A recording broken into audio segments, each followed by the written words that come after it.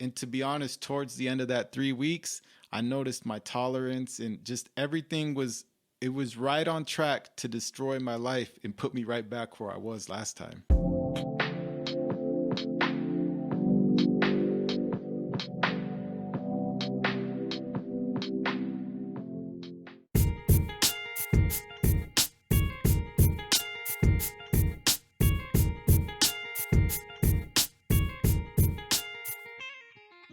What is going on, everybody? This is Ideal from the Ideal Mentality Podcast, and today we have another episode in the Day in the Life series, and we have a returning customer, a frequent flyer, we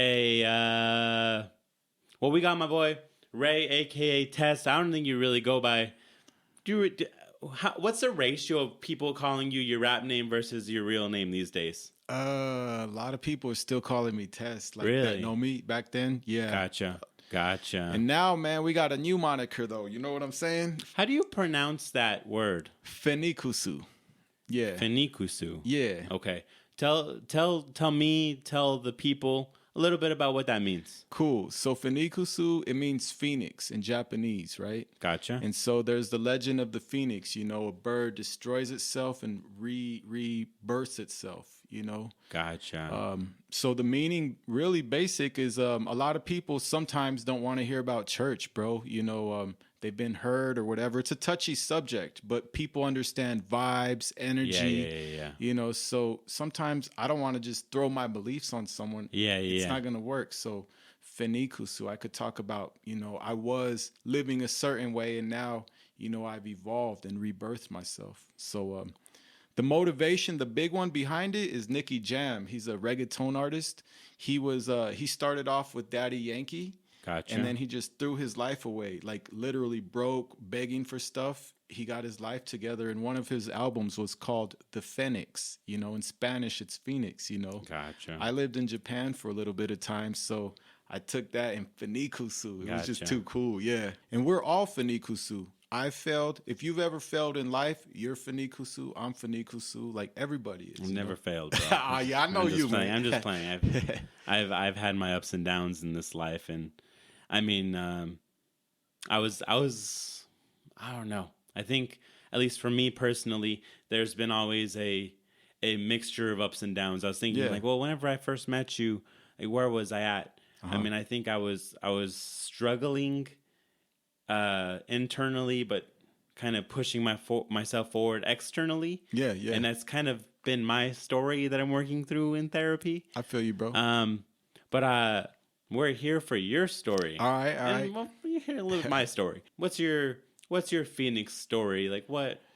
And where are you at in the stages of fire and rising from the fire these days? I'm right in the beginning stages of rebirthing the best version of me that the world's ever seen, bro. That's where I'm at that recreation point, man. Gotcha. Yeah. What are you recreating these days? First off, God's recreating a new man, a man of character, a man of integrity. A man that can be trusted, you know. I've always been a good person, you know what I mean? Everyone knows me as that, but even deeper, like everyone's just known me as a good person, but I've never been able to give you nothing that you could take with you. So that's what I'm in, just rebirthing, feeling comfortable with me.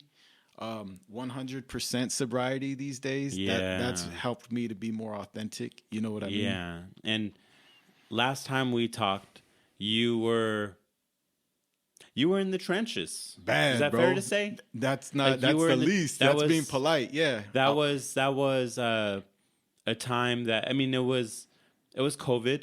Yeah. I'm pretty sure that was 2 years ago, 2.5 years ago.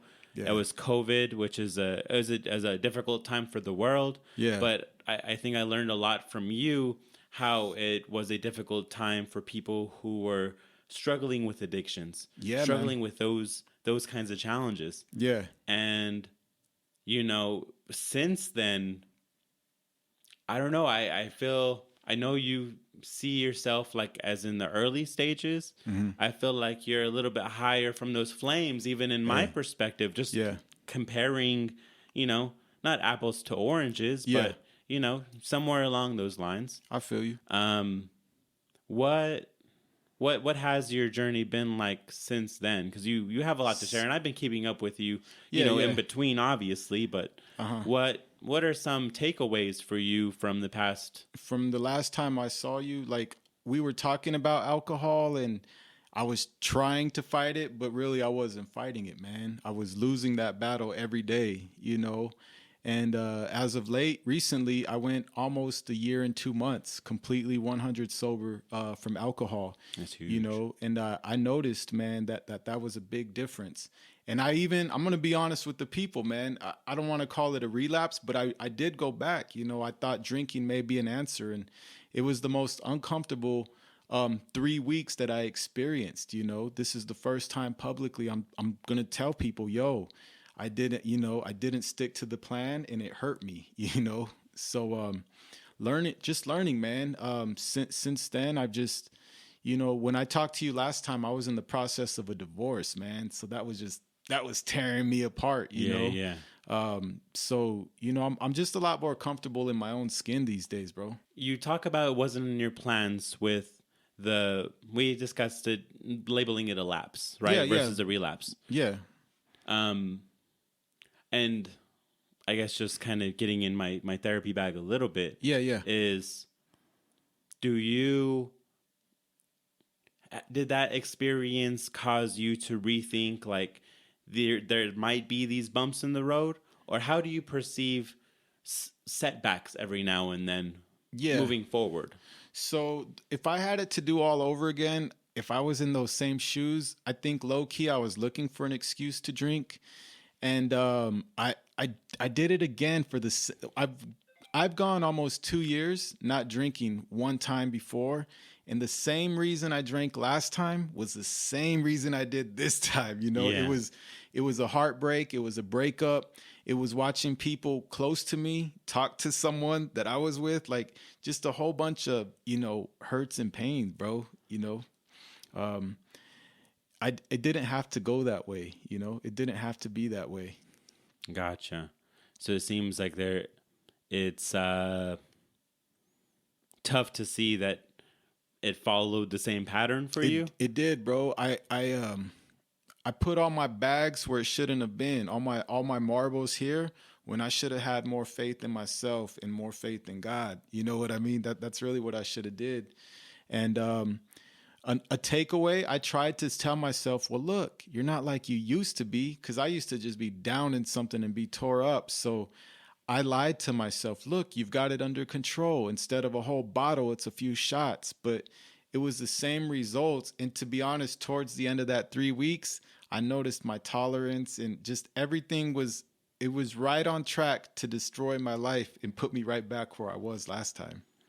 So that's a lie that I told myself. That you can handle it, you're mature, but alcoholism is a disease, and some people can have one drink and be cool, but I'm not that guy, Yeah. And I never will be, honestly. And I learned that, when I lapsed, Gotcha.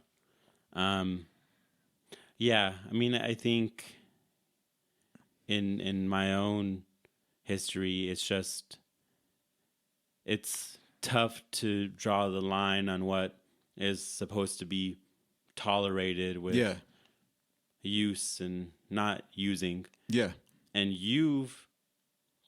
it seems like after that lapse have pulled the line back even further, because you specified the 100% sobriety. 100% this time. And I know what that means, but what does that entail over the past kind of week or so? Okay, cool. So when I've talked about sobriety, I always touted just alcohol, but the whole time they call it California sober. Like I've been smoking marijuana my whole life, Gotcha.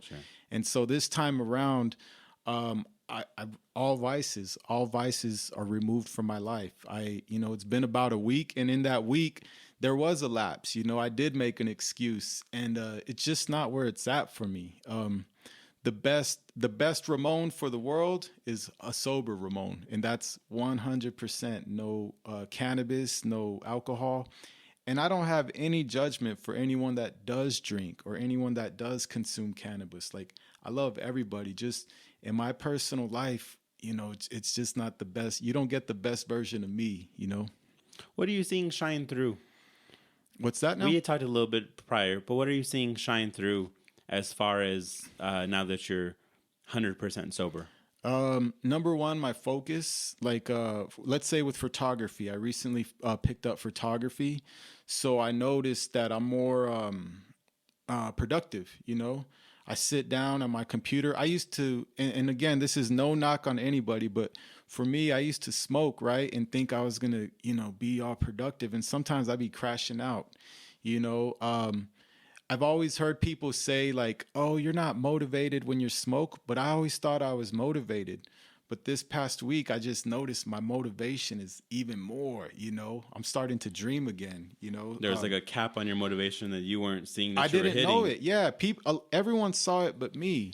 My relationships, they're more healthy and more firm, whether it be with family members, friends, or even romantic interest, it's just everything's more solid.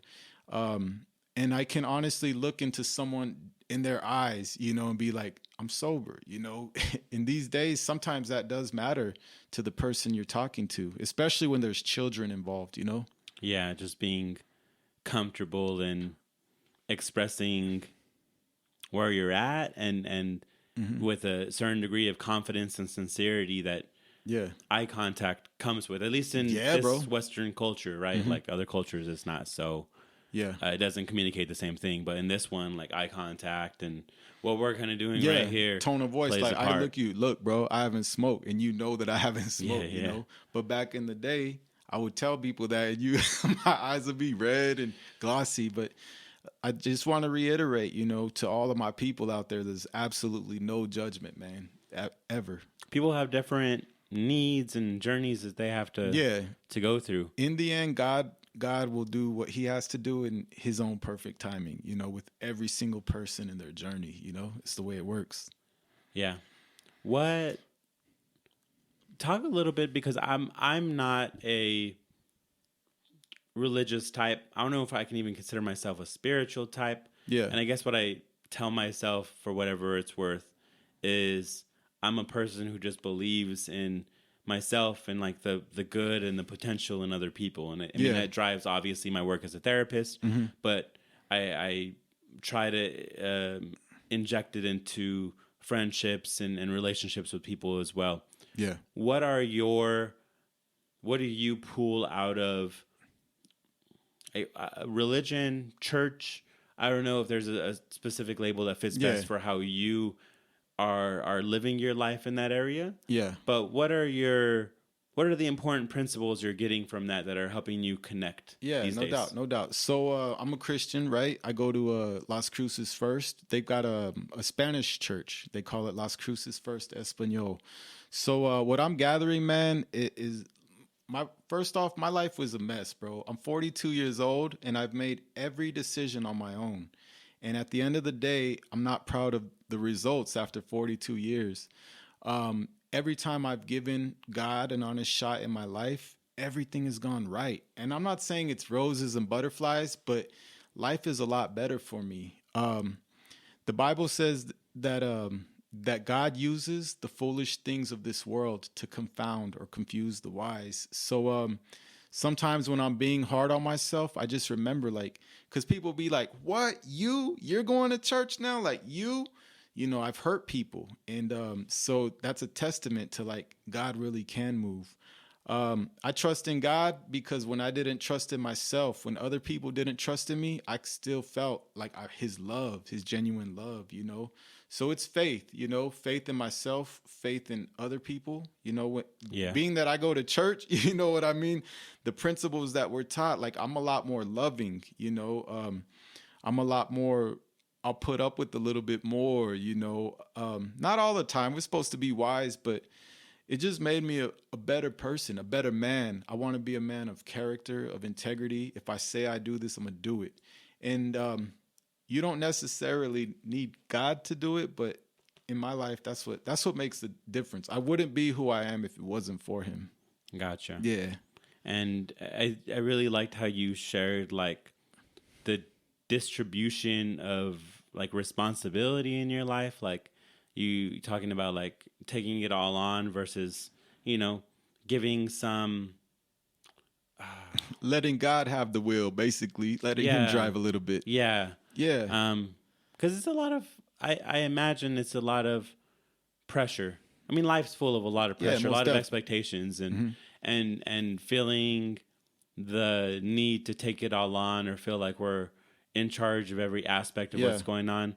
Like I'm agnostic. Okay. So for me, it's like there's something bigger that I can account for and won't try to account for. Yeah, yeah. But I guess it allows me a little bit of a release with my perfectionist ass. I You feel know? you, man. Yeah, I feel you, bro. So I feel you. You know, I can be a little bit of a control freak, and sometimes I gotta. You know, I see little signs. I don't think I've ever shared this too Yeah. much, but I have a grasshopper tattoo on this arm. I Yeah. was like, which arm is it? And it's for my my dad who had passed. He used to call me Chapolin, and so whenever I see grasshoppers around, it's kind of a good things. I think they're also a sign of good luck. I'm not entirely sure, but it kind of triggers for me like you got this. Things are going to get better kind of mentality, and that's not that has to be a testament to something bigger, at least in my perspective and how I'm believing it. I feel you, bro. I'll just put it like this. When I pursued relationships, on my own, sometimes I hurt people. Sometimes my intentions weren't right. Sometimes I wanted something that I wasn't going to give back. Now, like, I love people and I don't want to take nothing. You know what I mean? Just like I said before, I just want to reiterate every decision I made up until this point. This is where I'm at, and I'm not 100% satisfied. So having my faith, so it's given me the strength to pursue that life that for me is better, and I'm already seeing the natural results. My new friendships are stronger. Everything's just healthier these days. I'm gonna be honest, man, I'm interested in somebody right now, and the way that I'm pursuing that is a lot more healthy than the way I did it before. You know what I mean? Just it's different. Focusing on the importance of principles and character. Yeah. Rather than a shell, I used to just pursue a shell. You know what I mean? But sometimes those shells are ugly. And now I used to just try and date, lock someone down. Let's date. And I never was even friends with them first. You know what I mean? The filtering process, just being able to, set these healthy milestones for the purpose of seeing if it'll work and learning about the person with intentionality we've been talking about earlier. Just being friends first. And then if you're friends for a few months, like, oh, hey, maybe we might want to, and I've just always jumped. And like I said, every decision, and I've hurt people, and I don't want to hurt people anymore. It's not good. It's not cool, whether you're religious or not. I don't want to hurt people anymore. Yeah. Romantically, my mom and dad, my friends, I just don't want to hurt anybody anymore. And I know I will, but this way I'll be a little more intentional. You know what I mean? When I do things, Intentionally hurting people sometimes. Just kidding. I won't be selfish for sure. Yeah. I mean, we're at least there's the safety net of being intentional. Like, you know what? I did think that through. It may still have hurt somebody, but I know that I went in with good intentions and thought everything through. It still didn't work out because we're still human at the end of the day, and things are going to fall through or be misinterpreted. But I tried. Yeah. And at the end of the day, I can fall back on that, even if I made some mistakes today, right? Word. That's another thing. Like my faith, you know what I mean? A lot of times when I would make mistakes, right? Like I wouldn't forgive myself. I'd be hard on myself. I'd be, my faith in God, like he forgives me. He loves me, and that's helped me to forgive myself and love myself. If the higher being, the creator of the world, loves me and forgives me and loves everybody else, then you know what I mean? It's a lot easier to love yourself. Like what's stopping you from being able to do that for yourself? Yeah. If that's happening. Yeah. That makes sense. what are you looking forward to these days? What am I looking forward to? Yeah. I'm looking forward to a brand new start. My life is a brand new canvas, you know. Before I do yard maintenance. That's how I make the majority of my bread, and that's just what I was gonna do, you know. Yeah. My photography's been doing really good. Now I have hope. There's a future that I have no clue. I don't know what's in store. Honestly, I want to get married one day, bro. Yeah. You know, I want to travel. You know, my dream is to public speak. So one of these days, that's where I'll be speaking and, you know, hopefully helping people so they don't have to go through what I went through, you know? So we've had a great conversation with Mr. Ray over here. I always appreciate what you have to say, the insights. I'm glad to have been able to connect with you over the years. And I feel like the podcast we did was a good opening to kind of getting to know each other on a different level. And I'm not entirely sure, and thinking back, probably have to listen to it, like what allowed us to initiate that kind of conversation, and what allowed us to like reconnect during that time. But I just appreciate what you have to offer. Most whenever we talk, and you know, I'm able to just kind of reflect on myself as I talk to you. What is important for people to understand about who you are is a final takeaway, or what you want people to understand about themselves before we wrap this up. Yeah, most definitely. First off, thank you, man. I appreciate the opportunity, man. Big love. We got the handshake right. Yeah, big love. Somewhat this time. Yeah, we messed up that handshake earlier.